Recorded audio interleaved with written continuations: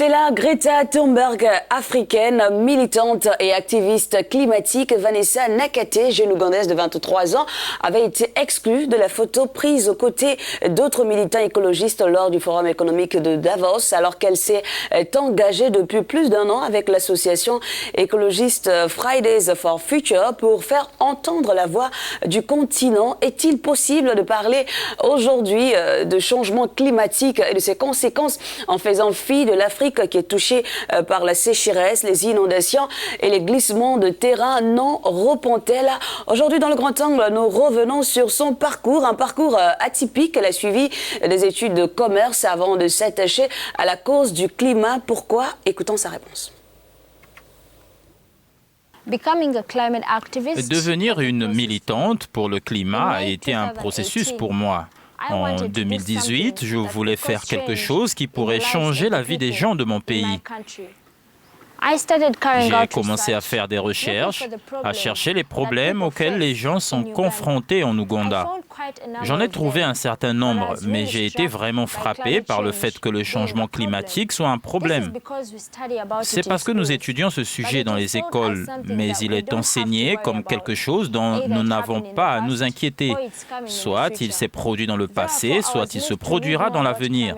C'est pourquoi j'ai été ému de lire davantage sur le changement climatique pour en comprendre les causes et les conséquences pour les gens. Et quand j'ai découvert qu'il y a des communautés en Ouganda qui regardent déjà le changement climatique en face, j'ai décidé d'agir. Ce fut le début de mon activisme.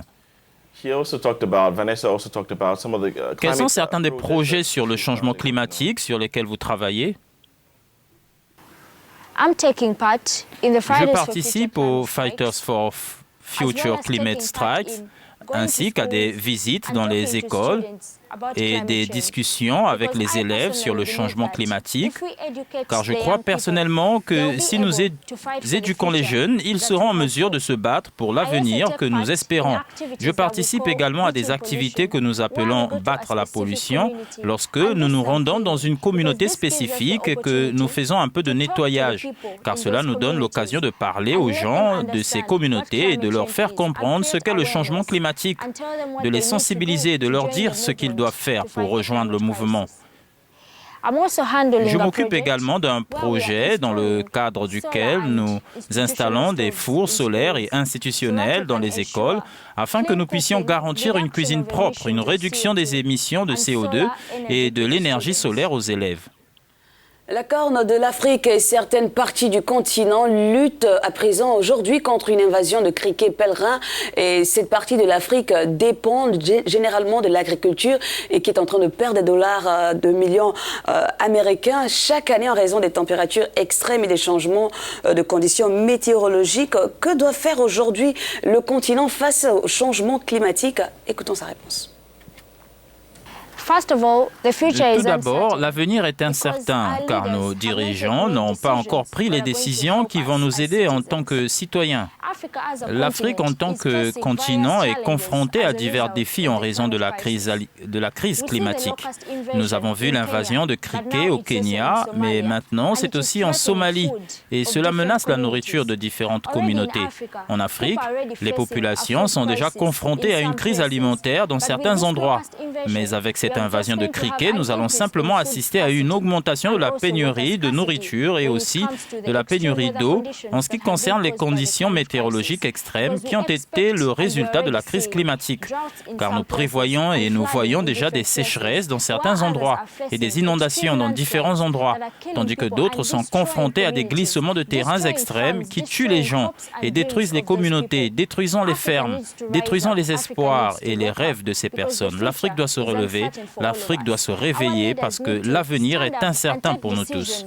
Nos dirigeants doivent se lever et prendre des décisions qui vont aider les citoyens, qui vont aider le continent dans son ensemble, qui vont assurer l'avenir de chacun. Eh bien, Jerry Bambi, on peut dire qu'on est arrivé à une époque où les voix qui se font entendre sont plus de la jeunesse. On voit une jeunesse qui est en train d'impacter le monde, qui est en train d'impacter l'Afrique, une jeunesse qui apporte des raisons de changement de notre continent aujourd'hui, où avant on avait des adultes qui portaient en fait les charges de notre continent aujourd'hui. Oui, tout à fait.